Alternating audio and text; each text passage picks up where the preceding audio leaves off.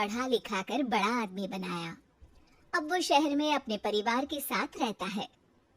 एक दिन ममता का बेटा रोहन अपनी पत्नी आलिया से कहता है, अरे आलिया, सुनो, माँ अब से गांव में नहीं रहेगी, वो हमारे साथ यहीं रहेंगे शहर में।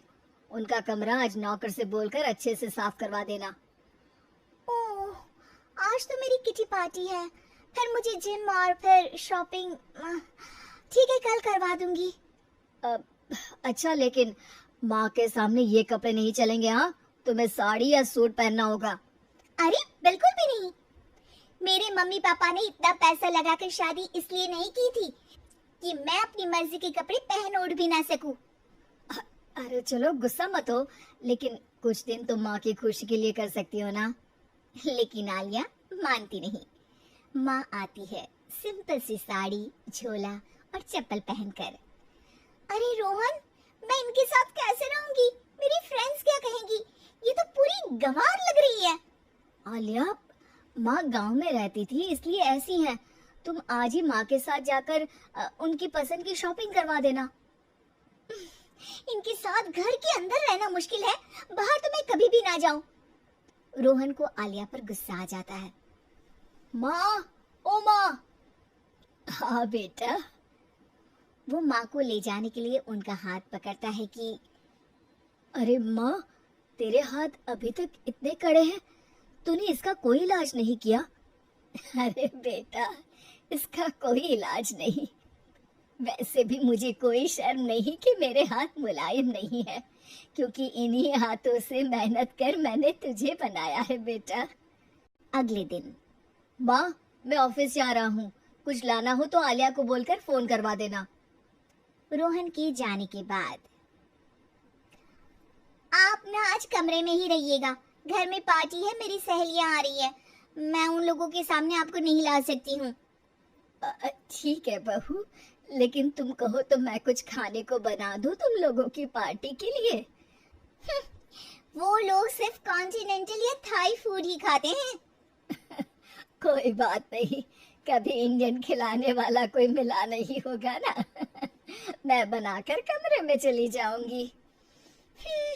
जैसे आपकी मर्जी। आलिया के घर उसकी दोस्त आती है, पार्टी होती है। अरे वाह आलिया, ये क्या है खाने में? बड़ा ही स्वादिष्ट है यार, इसकी रेसिपी मुझे चाहिए। हाँ, और ये दाल, ओह माय गॉड, मैंने तो किसी 5 स्टार में भी ऐसी दाल नहीं खाई है यार, तू कुक को यहाँ बुलाना। अब आलिया घबरा जाती है।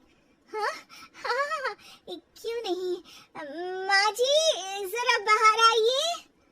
आलिया की सास सिंपल सी साड़ी और गांव के अंदाज में आती है। अरे बहू, क्या हुआ? खाना पसंद नहीं आया क्या? बहू?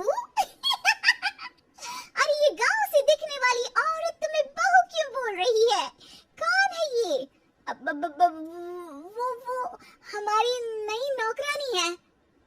सास बहू की बात सुनकर बहुत दुखी हो जाती है। वो सर झुकाकर जा ही रही होती है कि एक सहेली बोल पड़ती है। अरे कहाँ जा रही हैं माँ जी? वो उठकर उनके पैर छूती है।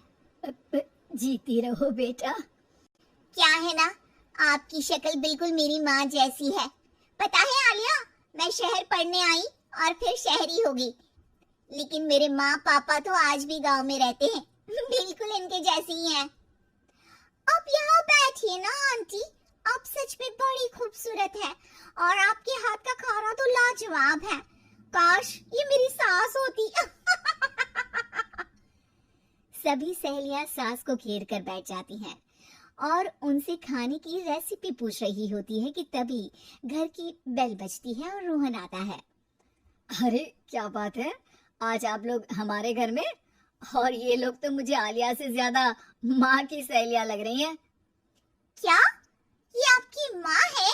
लेकिन आलिया ने तो कहा कि ये उनकी नौकरानी है और इन्होंने भी नहीं बताया। वो नहीं बताएंगी, क्योंकि उनके लिए बच्चों की इज्जत और उनकी खुशी सबसे पहले है। मुझे माफ कर दो, मुझे इन्हें तुम लोगों से मिलवाने में शर्म आ रही थी कि तुम लोग क्या कहती। अरे अब तो हमें शर्म आ रही है,